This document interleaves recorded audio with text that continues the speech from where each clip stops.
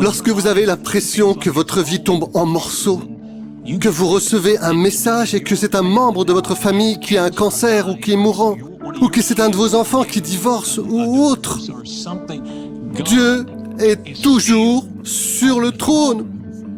Dieu a toujours le contrôle. Et Dieu dit que nous sommes toujours des vainqueurs. Il veut que nous gagnions. Nous allons parler de la façon dont Dieu utilise même les choses brisées de notre vie et de notre monde pour nous rappeler que nous sommes des vainqueurs.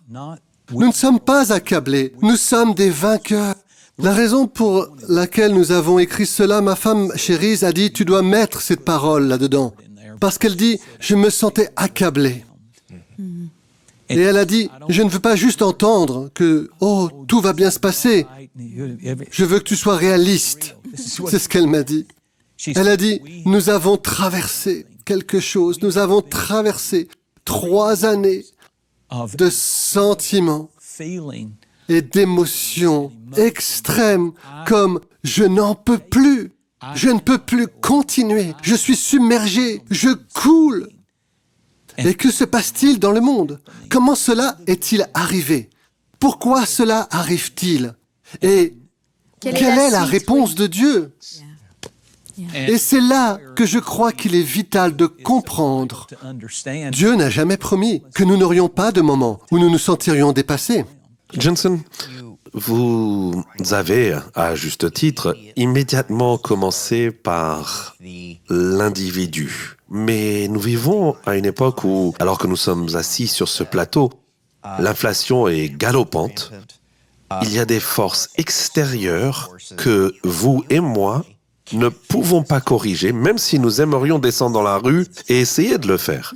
Nous n'allons pas les réparer, vous et moi. Parlez de l'idée que, oui, vous devez prendre des responsabilités personnelles et faire ceci, mais l'accablement peut venir des sources extérieures. Oh, absolument. Je pense que ce que beaucoup de gens ont vécu, c'est le Deutéronome 32, verset 11.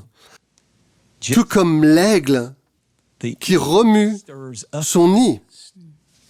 Dieu a remué nos vies. Et c'est parce qu'il dit « Je n'en ai pas fini avec vous ». Regardons les choses en face. Nous aimons tout ce qui est confortable. Nous aimons tout ce qui est prévisible. Nous aimons que tout soit sécurisé. Nous n'aimons pas le changement. Nous n'aimons pas le risque. On veut juste un beau nid, confortable, et vous savez, bien garni. Et Dieu est arrivé. Et je pense que l'Église est devenue une ribambelle de nids, je pense. Le corps de Christ s'est installé dans un nid confortable. Et le Covid est arrivé. Et un tas d'autres choses sont arrivées. Et tous les trucs du monde politique sont arrivés. Et toutes les controverses, et les attaques, et les ministères dans le monde entier qui traversent une crise. Et c'est comme si Dieu avait dit « Je vais remuer ce nid. » Parce qu'il y a de la grandeur en vous. Et beaucoup de gens pensent que tout ce que Dieu promet est une bénédiction. Et ils ont l'impression d'avoir fait quelque chose. Joe Biden n'a rien fait. C'est Dieu qui a permis. Je sais que Satan l'a fait, mais Dieu l'a permis parce qu'il remuait le nid. Et quand l'aigle vient et remue le nid, la mère aigle, elle cherche 2 choses.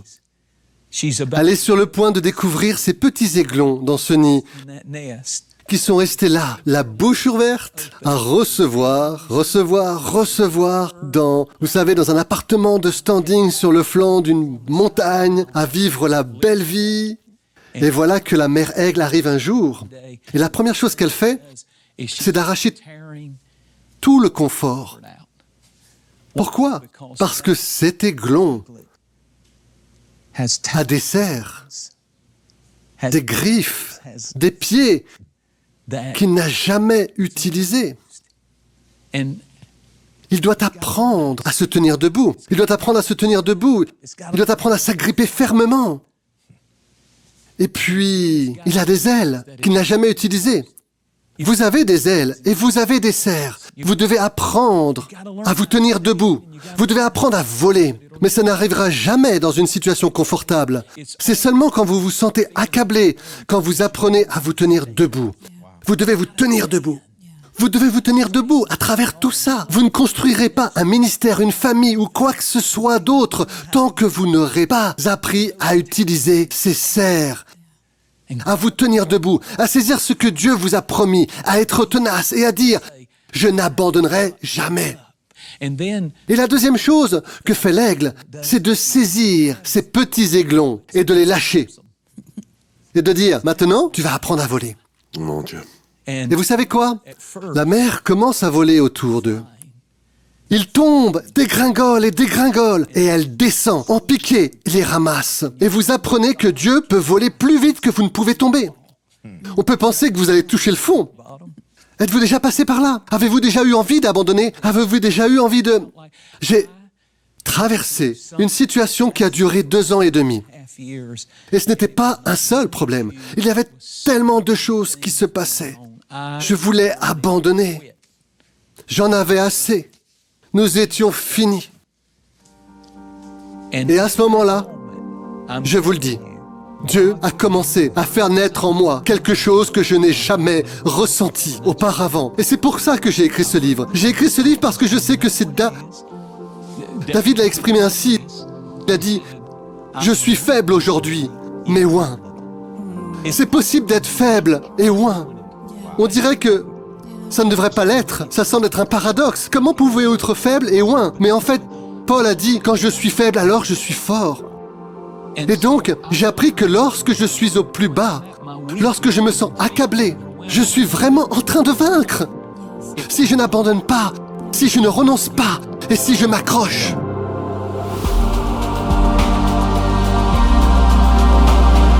Priez pour cela si vous voulez bien, J'adore pasteur. ça. Seigneur, je te remercie aujourd'hui pour chaque personne qui regarde ce programme.